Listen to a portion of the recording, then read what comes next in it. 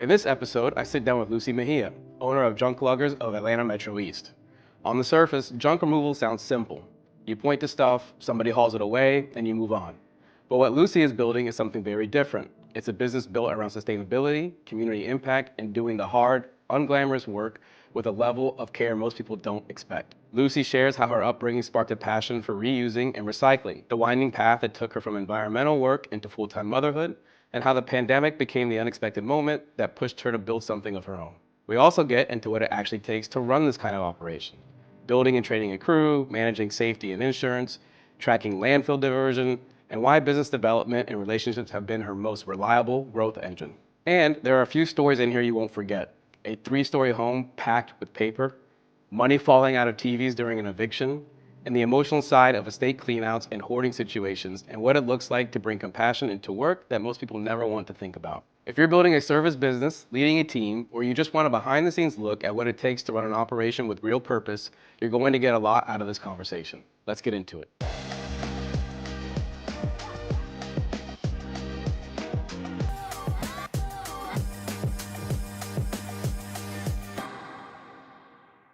Thanks, Lucy. Thanks for joining me today. I've been really excited about this one, and just really looking forward to get into it.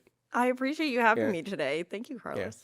So why don't we start with this? I know that we spoke a few times at different events in the community here in Gwinnett and different networking stuff, but I don't think I've quite ever got a chance to hear your story. And when I knew that we scheduled this podcast, I was like, let me just save all these questions. So why don't we start just kind of where are you from? Where did you grow up? What's your story? Yeah. So I'm born and raised here in Atlanta. Grew up around DeKalb County Okay. area and spent summers in Tennessee. So I'm a little bit of a city and country girl at the same Okay. time, right? Love living in the city, love visiting the Mhm. country. Born and raised, and then you stayed here, right? Yeah, it's So quite a unicorn in these parts. Like nobody is from here, born and raised. yeah, I say, I'm an AT alien at Yeah. heart, and I don't know if I'll ever move. Yeah. Yeah, I also was born and raised in the Atlanta area, like South Side, Peachtree City, Fayette County area, but that's one of the things that I tend to get a lot is like, wait, like you're actually from here? Right. You're not from somewhere else? That's cool. What took you to Tennessee? So my mom moved to Tennessee up there with my brother and my Okay. stepdad. Gotcha. Okay. And so, yeah, we would spend, every other weekend up Mhm. there, the whole Yeah. summer there, doing all kinds of Oh, camping cool. and caving. Yeah. Yeah, yeah. Nice. So Nice. outdoors, Mhm. Yeah. so it got me out of the city and Mhm. into the country. And so I appreciate the environment. Yeah. And that's what kind of led me into where I am today. Mhm. My stepdad, he used to work construction, was a welder, and also got into like scrapping metal and worked at the Okay. scrap Oh, yard. interesting. And we'd find stuff on the side of the road and fix it Mhm. up and put it in our own Yeah. homes. And then it got me into like, hey, reusing things, Mhm. recycling things, and being more Yeah. sustainable. Okay. And so that's where my passion kind Yeah. of came from. Mhm. Is there a particular project or thing off the scrap heap from your childhood that sticks out? I mean, we got a lot of like little metal pieces Mhm. that my stepdad would like fix up. Mhm. We, got all kinds of furniture and would Yeah. restain it and Mhm. put it in our home, and it looked like brand new. Yeah. And we'd never know. Mhm. Yeah. Did you guys ever try to flip like projects or like create something He to always resell? was like, "Oh, this is my retirement package. I'm gonna, scrap all this metal." Yeah. But no, I have done that a Mhm. little bit throughout, my Yeah. adulthood, Mhm. where hey, I'm not using this thing anymore. I'm gonna Right. put it Mhm. on, marketplace for Mhm. resale. Yeah. Yeah. Yeah. It tends to be something I hear from a lot of entrepreneurs that they had this little spark somewhere before and they were, picking little things up and selling them here Oh and yeah. there. Oh yeah. So what about school? Did you go to school here in Georgia area as well? I did. Yeah. So yeah, DeKalb County school Mhm. system. Then went to Georgia State Okay. University.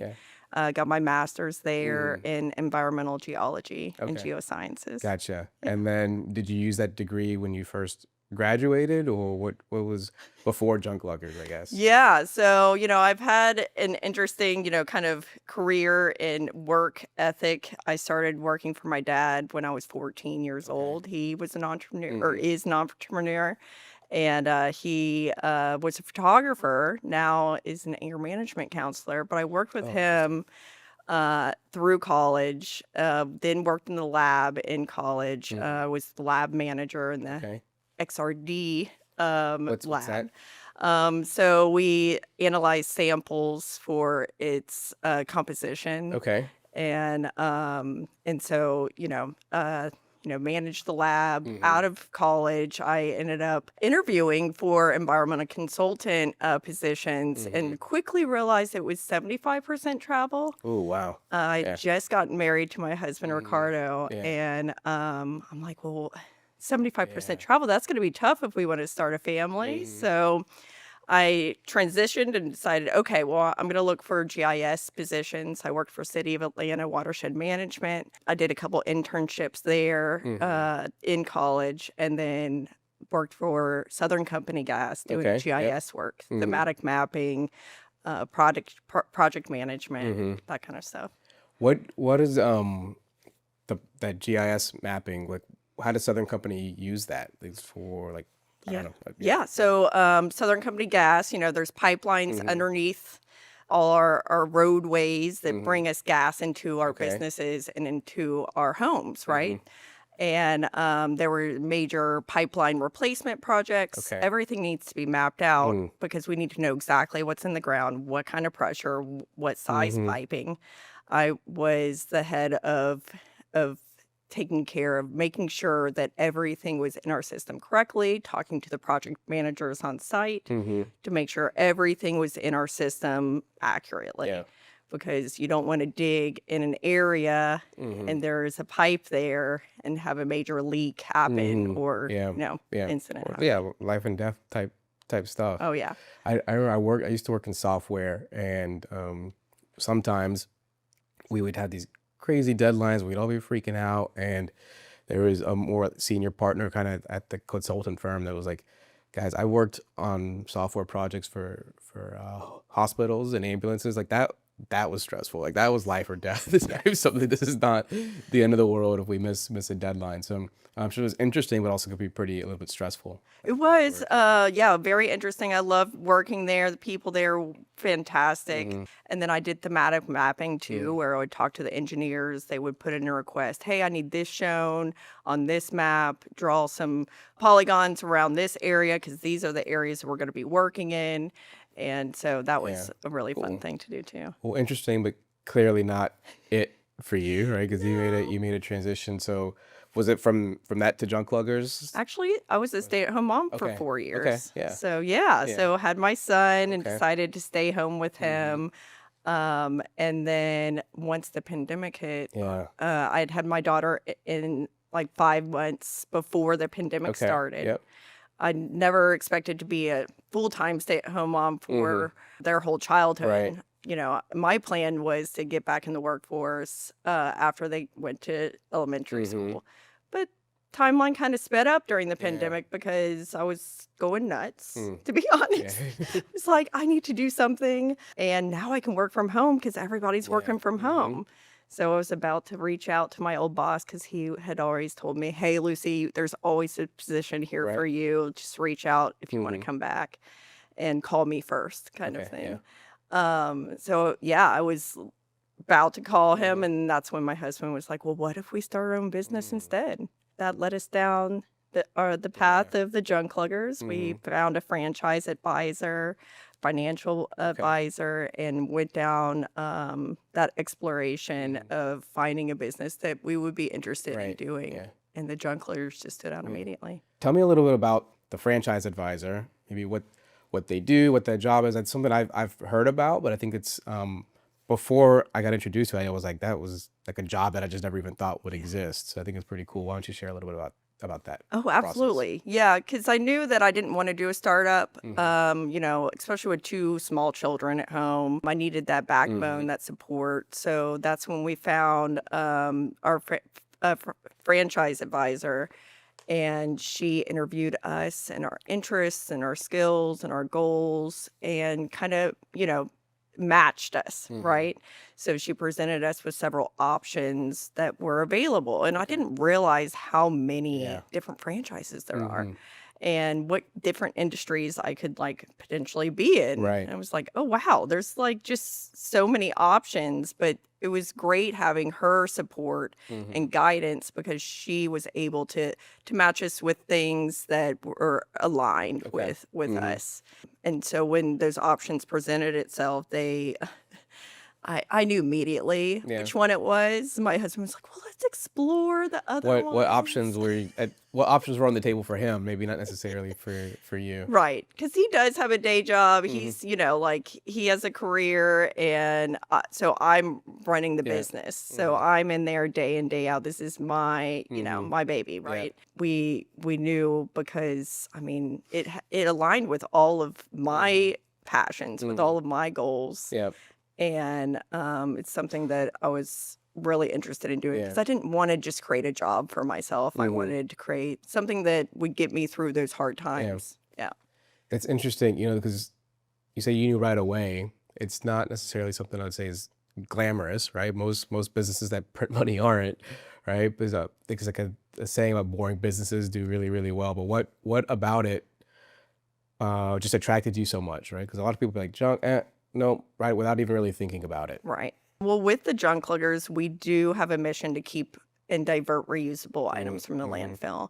And so that was like super attractive to me because of my background in, reusing things, recycling with the environment, keeping, and then helping the community too. So we have over 20 different donation partners we work with that I was able to find by networking and reaching out to nonprofits for the things that they're looking for and they need, and then able to reach my fillers out from the environmental background for recyclers in the area to recycle over 8 different types of materials. Okay, cool. Yeah. Is there a metric or like a KPI that you guys track that people would be just completely surprised by? So we are in the, kind of beta process of tracking. We've been tracking commercial work on diversion of, the weight that we recycle. Okay. So we use the EPA standards and weights on like metals, cardboard, pallets, tires, mattresses, because we recycle all those things. Yeah. And so we're able to enter that into our system and get a ballpark of how much weight we're recycling. Okay. Diversion from landfills? That's right. Gotcha. Okay. Yes. Yeah. Do you have like specific goals that you guys are tracking? Like, is this like a new metric that you guys are tracking or? Yeah, so it's fairly new.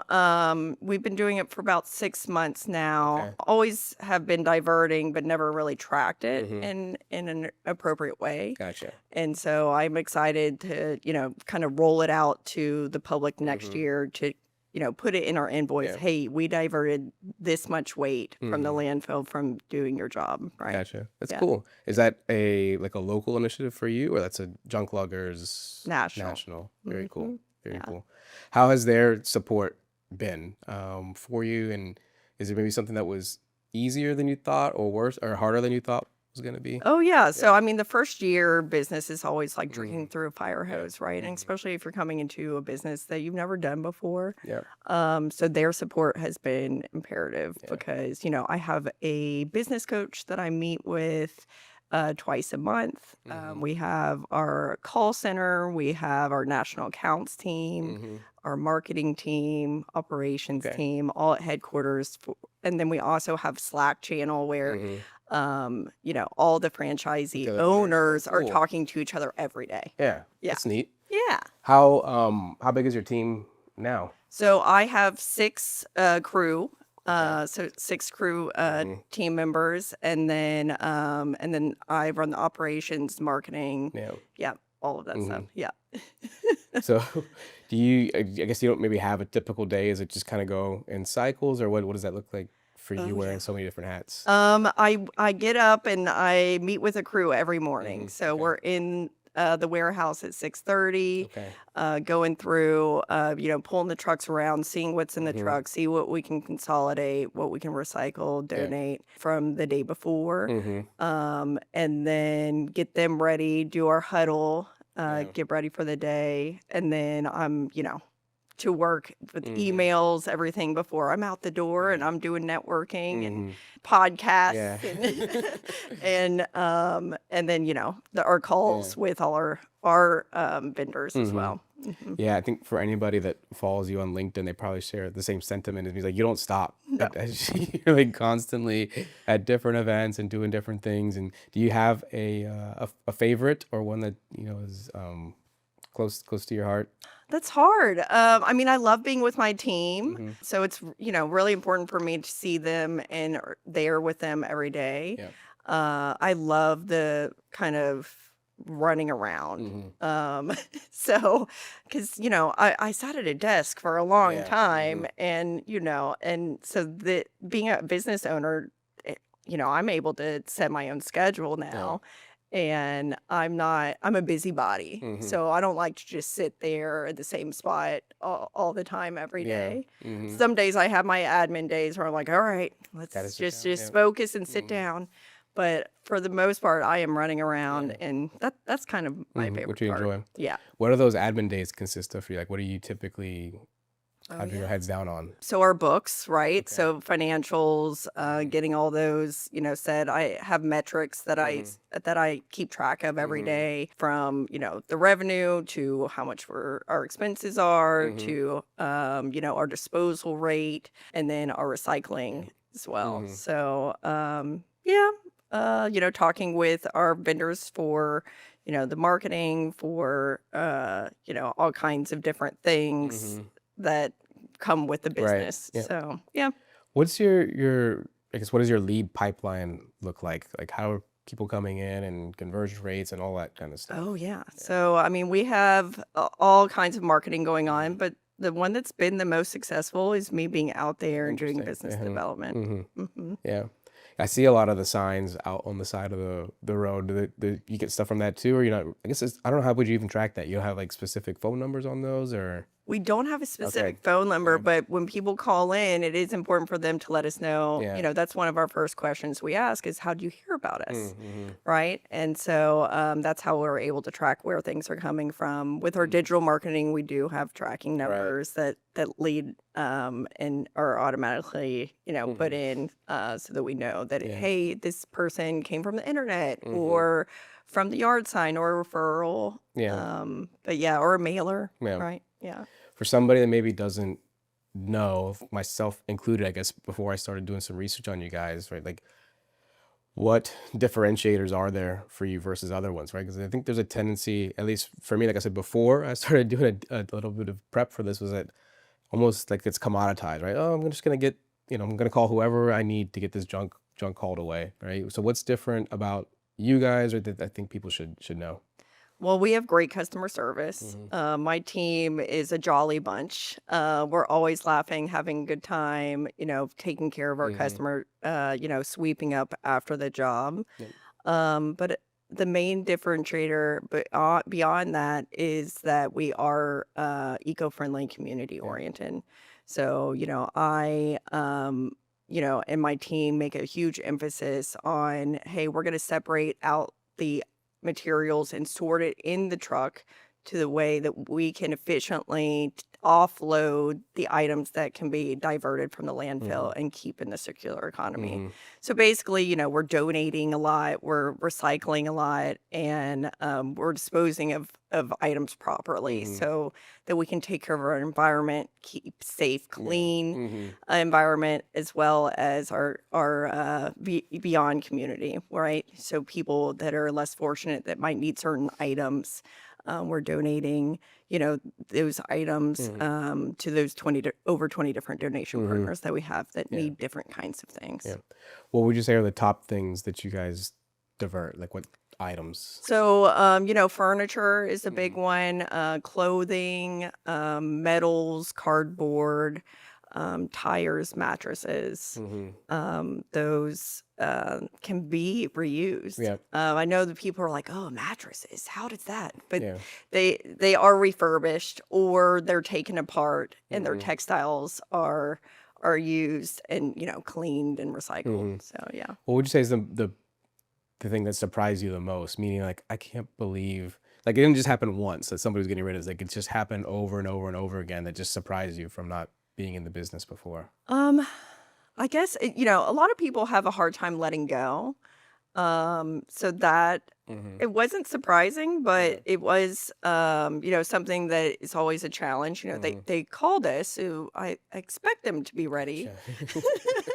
But then when we get there, they're like, well, and then they're taking things out. Oh, well, never mind. Yeah. Also, we get new stuff too. So people are moving and they're like, you know what? I just don't never use this. And it makes me feel good because I know that my company's going to do the right thing Right. with these very good items that, that people are no longer using or would have thrown away. Has seeing people get rid of stuff changed your buying habits? They've always been kind of conservative. Yeah. I'm like, use what you have. Find something that's used and you can reuse, right? So I'm all about like, the marketplace and resale. So not really. Yeah. I've always been a huge recycler and I'm trying to teach my kids the same thing. Yeah. What you just brought up your children. How old are they? Can you So remind me? 8 and 6. 8 and 6. Cool. Yes. Do you think they're at the point where they're starting to see what you do and that they're interested, or maybe not quite yet? Or Oh yeah. So I, on their breaks, from school, I bring them into the warehouse with me. They're cool. with the crew and, having a good time with them. They have their little scooters at the Yeah. warehouse that they scoot around in, and then they see the crew doing work and they're like, oh, what are they doing? And oh, okay. And so at home, I see them like, hey, can this be recycled? Hey, Oh, cool. and then we go through a purge before birthdays, before holidays to get rid of and donate things that they aren't using or Right. interested in Yeah. anymore. So they're like, oh, we can donate this. And so That's super it's cool. been really Yeah. great. So Yeah. they're not going to be hoarders. I hope not. I don't know. We'll see about my Yeah, daughter. that's funny. Do they in the warehouse, do they ever see stuff that they want and they're like, hey, yeah. Yes. Yeah. Oh, yes. So, yeah, my husband's like, all right, you're going to the warehouse today with the kids. Don't bring anything home. And I'm like, oh, good luck. Yeah. Yeah, my daughter, we did a big job with a guy who worked for a camera company, and he worked for them for 25 years. Okay. So we have like a whole shelf of all these cameras from, like the old Oh, cameras. interesting. And so every time we go, she grabs one and brings one home. Like film cameras? Film Yeah. cameras, Wow. video cameras, Polaroid cameras, yeah. Has she been using them and you guys go get the film developed and everything? Like, We just let her pretend. gotcha.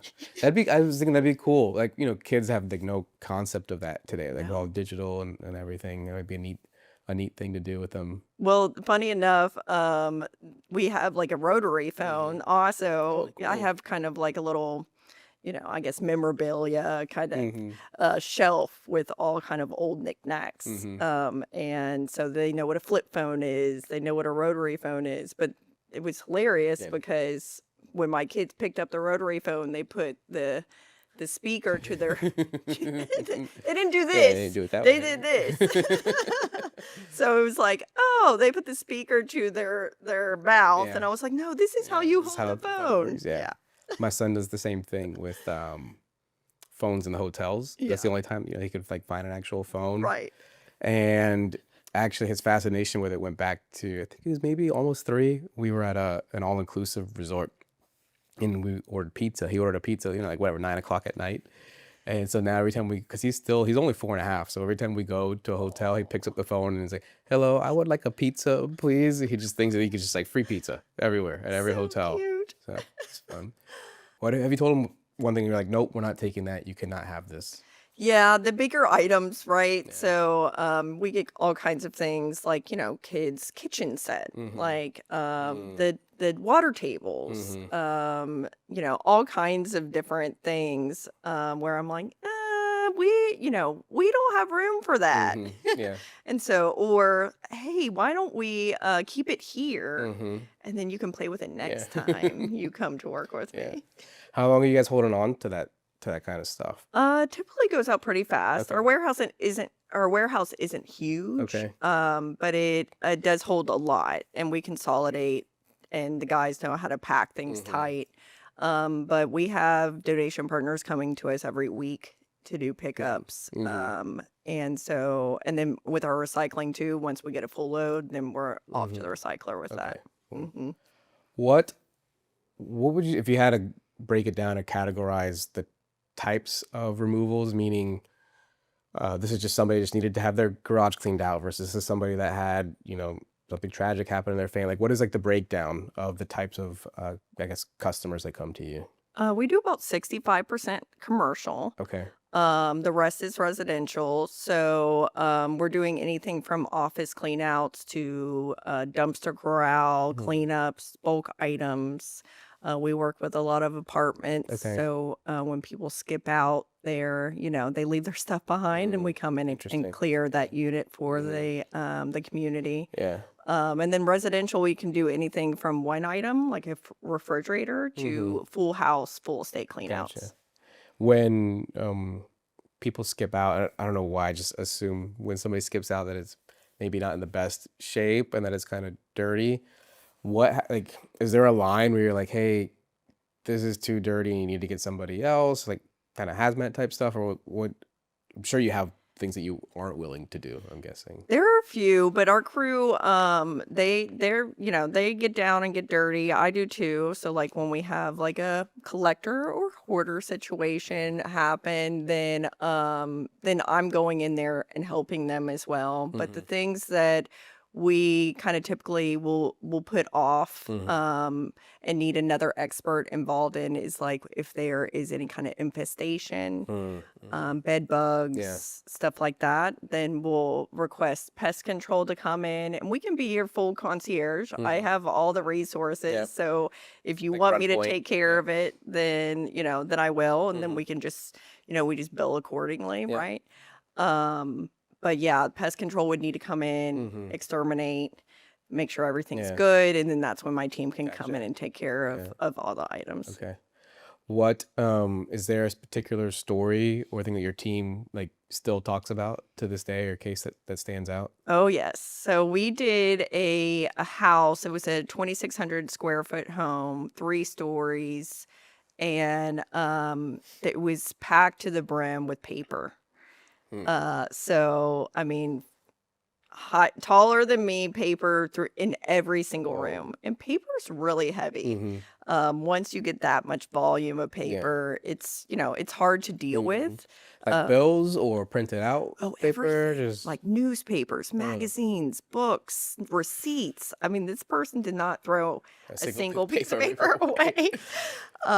And so we cleaned it out in 4 days. And it was 13 truckloads, and we were able to recycle 30,000 pounds of paper. Wow. Do you ever figure out like why or what the deal was with the paper? Or is there just The homeowner had passed away, so the probate attorney and real estate agent called me and said, hey, can your team handle this? And so I went and did the estimate, and I was like, we got this, no problem. There was one delay because it was raining, and we can't bring paper to the recycler wet. So we had 1 day delayed, but besides that, we were able to get it out for them quickly. what does something like that cost to like 13 truckloads? 13 truckloads. So we typically charge $675 for a full truck. And then in that case, there was labor also included. And the person was deceased. So who pays for that? So that was the probate. The estate paid for it. He had no family. So it all went to the probate attorney to take care of Gotcha. after that. Are there ever cases where there is no money like there is no money in the estate to pay for something, and then what happens? So typically an investor will come in and say, hey, I see potential in this Okay. house, and then the investor takes on Yeah. that responsibility. Yeah. Okay, that makes Mhm. sense. Yeah. Yeah. Yeah. What I know you've talked a lot about customer service and how you guys are different. Is there a particular moment that stands out of like where one of your team members just was super compassionate with somebody? Oh, absolutely. So yeah, I mean, we have customers of all, ages of life. And so when, we're in like a senior's home, for instance, and they need something moved around, Yeah. my crew will be like, yeah, that's no problem. Yeah. I can, move this piece of furniture to that room, or this inside for you. Yeah. And then, we kind of can help Mhm. ease that burden. Yeah. We don't want them to get hurt either. Yeah. So yeah, Just a little add on. yeah, It sounds similar to like a handyman, like, get hired to do something, and then there's all the different pieces right, that exactly. people want to get fixed. Yes, yeah. Oh, cool. Cool. Cool. What has been your like most unexpectedly favorite part of this business? Unexpectedly favorite part. I love that every day is different. Mhm. Um, and learning from the other franchisee owners as well. We have locations all over the US. And so, it's hearing their stories and what they're doing, inspires me Mhm. and then gives me Yeah. ideas. So that collaboration has really surprised me and enlightened me to, a whole another way of even approaching certain challenges. Is there a particular idea that you learned from another franchisee that sticks out? Oh gosh, there's so many. Yeah. Let's see. So, like we have, people in all areas, right, that are doing different things. So, for instance, we have a location in San Diego, and Mhm. he was recycling and removing like boat ramps Okay. and docks. Mhm. And so I was like, "Oh, we have a lake nearby that I can service." Mhm. That gives me an idea of Yeah. maybe I should reach out to people on the lake to see if that's something that we can help them Yeah. with. And were you able to get some business? So not yet, Yeah, not but yet. still working Close. on it. Yeah. Yeah. Cool. Yeah. Is there like maybe problems that are unique to different areas of the country or here maybe that's unique that other people don't have in other areas of the country? So, weather is Yeah. always a thing, right? When there were fires in California, Yeah. we had some Junkluggers out there help with that natural disaster relief. And then also Florida too, right? With a lot of Yeah. hurricanes and everything. Here, Hurricane Helene Mhm. hit certain areas of Yeah. Atlanta pretty hard and actually hit my house pretty hard. So my house flooded Yeah. during I Hurricane remember you Helene. saying that. You Yeah, and we actually just sold it. Okay. And so because it was just too much of a burden for us to have to deal with after that flood, because it's been flooded several times. Yeah. But yeah, to answer your question, weather is a huge thing in different areas of the country. So like whether it's snow, fires, or hurricanes, tornadoes, Yeah. right? Like we're there to help clean up after. Gotcha. Yeah. So Yeah. that impacts the need. Do you ever go out of your service area like to help in those types of situations? So we can, Yeah. when it makes sense, right? Yeah. So, our service area is pretty large. We do service like Brazelton down Okay. to Stockbridge over to Mhm. Covington and back Okay. up. Yeah. Our main service area is Gwinnett Mm-hmm. County, but yeah, we can go outside the Yeah. area to help out. If Are you the only Junkluggers franchisee in the area, or we have three. three? Okay. Yeah. Mhm. Cool. Yeah. Yeah. So we work together. Yeah, We I'm talk sure. every Yeah. day. We give each other referrals all the time. And so Yeah. I'm confident when I'm sending them a referral that they'll be treated the same way that I Mhm. would that I would treat them. Yeah. Is there a moment from one of your customers like that just really stuck with you emotionally, like a particular story that stands out? It was actually another hoarding situation where the mother was moving into assisted living, and we were in her home. She'd already been moved to assisted living. There was an infestation issue happening, and I was just like devastated that she was living in that condition. And the her adult children were too, and they were like, I just can't believe this. And, and I'm on the phone with their mother, and she's like, I'm looking for this particular thing. And we were able to find it Yeah. for her. And, it's just like the Can you little share what it things. was? It was actually like a nose trimmer, like a nose hair trimmer. So like, one of those little pins. And I was like, well, we're going to go through all this stuff and we're going to find that for Yeah. her. Yeah. Yeah. Oh, that's wild. Did you find out why it was special, or I it was think just she like, just- no, I'm just gonna hand this thing over and I'm not She gonna just ask. needed it. Yeah. Whoa. And then, whenever we're doing an estate clean out, I Mhm. always ask, hey, are there certain documents you're looking for? Of course, if we find any money, we will put that to the side for you. Yeah. Any valuables, I Mhm. also present them pictures of family, Yeah. stuff like that, Mhm. or friends, any kind of pictures. I always tell the crew, hey, put those to the side.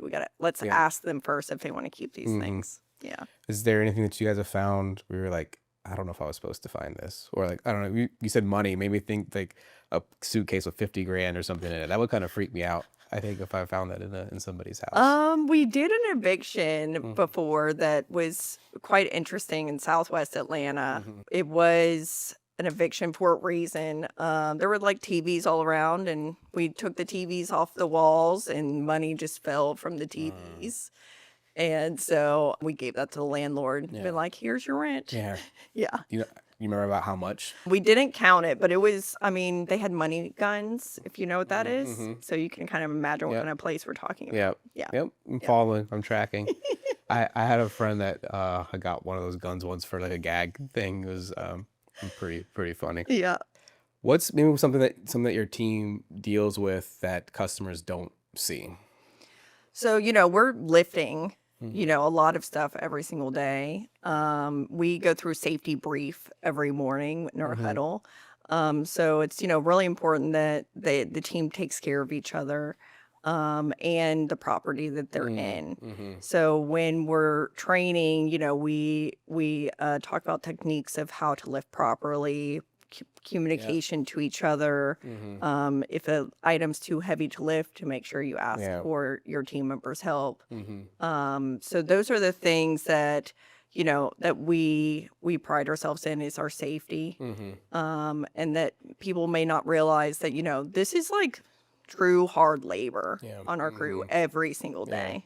Mhm. So I would imagine, from like a business perspective, like the insurance that you've got to cover, like, was that a surprise to you? Of maybe, yeah. yes, it's like, would think so. wow, I didn't realize how much I would be paying in Yeah. insurance. Mhm. Yeah, we have all the lines of insurance from our commercial auto, Mhm. our general liability for our warehousing Right. and our property, Mhm. to umbrella insurance, right, Mhm. and our workers' comp, Yeah. right. Mhm. So we're fully insured. Yeah. In case anything happens, then we, Mhm. Yeah. then we're taken care Was of. that your most surprising line item? Like, having been working corporate and then coming to running your own business, was the insurance like the biggest one? Like, man, I just really didn't realize this was going to be a part of what I need to spend money on. It really was. Yeah. I didn't realize how much that I needed to budget for Yeah. Mhm. those policies, Mhm. and then what kind of coverage we would need. Mhm. Yeah. Mhm. Is there anything else that comes to mind as something that's like not necessarily like budget, but just about running a business that you didn't think about beforehand? Now it's like super obvious. Like, how did I not think about that? But before it just wasn't something you were thinking about. I'm a planner, Mhm. so I always like to do my background, work and Mhm. research. I guess just the day-to-day logistics I didn't Mhm. realize would be so tedious. Mhm. And then, training as well, right? Mhm. So, I expect a lot from people around me, and Yeah. I expect a lot from my team. And so having a strong, solid team Yeah. is very Mhm. important. I didn't realize how much work would go into that. Mhm. Do you have or have you developed a filter when it comes to hiring team members and bringing people on to make sure you're bringing the right people on? Because small business, one person can really change the dynamic of the entire team. So I know it's super important to. Yes, and I always do like a trial Okay. before I actually hire someone to make sure, that They work well with the team. They can keep up with the Yeah. team. They work well with their customers. They're on time and You reliable. take them to the gym and see how much they can lift or something. No, I kind of put them on the truck and, put them to the test to make sure, hey, are you up for this Yeah. job? This is not a clean job. I mean, sometimes, we're in super nice homes Yeah. and those, but we're in the dirt too, right? We're in and around dumpsters, compactors, and if you are sensitive to smells, then this is Yeah. not the job for you. You get used to it. Yeah, and like there's certain jobs that, like you were talking about earlier, that might have some biohazards. There is a certain extent where I'm like, okay, I got to cut the line here. We'll call in a biohazard team. But yeah, for the most part, I'm like, all right, put your Vicks vapor rub on your lip and wear a mask, to protect yourself so you're not breathing all this in. But that Vicks vapor rub does help a lot. I had my uncle was an Atlanta City cop for years. I mean, he had some time. I don't know if it was 5 to 10 years, but a point in time where he was a homicide detective. Oh yeah. And that's what I realized just from talking to him. That's why you see on TV with the cops are smoking cigars on when they go out. There's like a body, because if it's been there for a long time and ripe, I think ripe might have been the word that he used. But it's not just a TV thing. That's why they was go out and smoke cigars to help cover up the smell. So it's maybe not the Vicks, but I'm not suggesting your team start smoking on the site, but it just reminded me of that story. Interesting. Yeah. No, that makes a lot of sense. Yeah. And the hat, they were like a fedora hat. That's how they know who the lead detective is. So that's why you had to have a hat out there on site. Love it. Very cool. What is the hardest part of your business that has nothing to do with hauling or taking stuff away? It's probably sitting still, right? So like, sitting down, doing the planning. I mean, like I said, I am a planner, but like sitting down and doing the paperwork, I just didn't realize how much planning I would need to do. So I just got done with my 2026 budget and plans and goals for the new year. And I can't believe how much time I spent on that, but it's very thorough. I mean, I did write a thesis. So, so my mom made an emphasis on like, you need to get your grad degree. Whether you use it or not, it doesn't matter. It will prepare you in life more than you know. So she really pushed me to do that. And it has, like, writing and sitting there doing those things is important for a business. You have to have a vision. You have to have a goal. And plan for, those hard times as well, right? So if it doesn't go according to plan, what am I going to do? Right? And so sitting there for lots of hours. I'm not even going to say how many. I have a 15-page 2026 plan. What are the maybe highlights that you're willing to share from that, or what goals do you have for 2026 and beyond? Yeah. So, scaling, right? So we're in super growth mode right now. And I'm in year number 5 of my business. So now is that launch up. I'd love to get more trucks on the road, grow my team. And, we're put out a referral program. So we're working on, on developing that and getting that out there so that people can not only help themselves by getting commission from referring to us, but also help us grow. Okay. What's the biggest headwinds or challenges that are stopping you from doing that? I guess time, Yeah. right? The effort is there. The intention is there. It's just making the time to do those things. Economy, I mean, that's something we've heard. Yes. Okay. Yeah. How does that impact you guys? I mean, to me, it seems like this is a service that, like, you just, when you need it. Right. And maybe it is a little bit more insulated from the economy, but I don't know, your reaction maybe makes me think that maybe it isn't as insulated as I thought. Yeah, this year's been tough, right? So 2025, we haven't grown as much as I expected for us to be in year, from year 4 to 5. So the economy has made an impact on, people's budgets, on what they're willing to spend, and then when they're willing to spend it. So when people come to you, they get a quote and they're like, I'm gonna go somewhere else. What does that typically like? A competitor, or they just do it themselves, or what does that typically mean? Typically, they're doing it Yeah. themselves. Mhm. Yeah. And that's tough on them because, I mean, either they're throwing it all away or they're having to spend their time, which, Mhm. their time is valuable too. Or, they're having to do all that research Right. to figure out who was going to take Mhm. this. And then, whereas we could come in and get it done for them Right. in like, a smaller job in an hour, Mhm. they're spending, 10, 15 hours driving Yeah. around Mhm. or, maybe not even finding anyone and getting a dumpster Right. and throwing everything Mhm. away, which is unfortunate. Yeah. I guess that makes sense to why your bread and butter is that corporate client as well too. A little less sensitive to price and wanting to do it on their own. That's right. Yeah. So, we take that burden off their team as Mhm. well. So we get it done for them quickly and they can, make a quick Yeah. turnaround. Yeah. Yeah. Cool.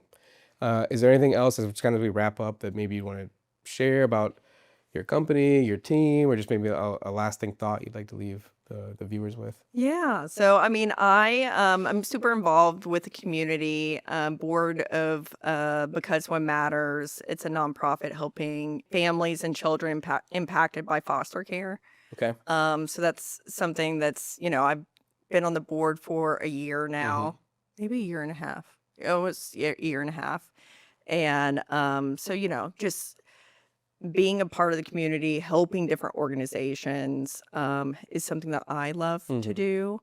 And so if anyone ever knows of anyone to connect me with that I can help, please reach out. Okay. We're also doing a toy, clothing, or a toy, coat, and children's book drive for the holidays. So if you'd like to donate, please let us know. Yep. Well, cool. Maybe I can get a link for that. We can drop it on LinkedIn when I put this episode out, and be happy to help in any way we can. Perfect. Thank you, Carlos. How can people find you? You can find me at junkluggers.com, on Instagram at Junkluggers of ATL Metro Okay. East, and I'm on LinkedIn as well at Lucy Mejia. Awesome.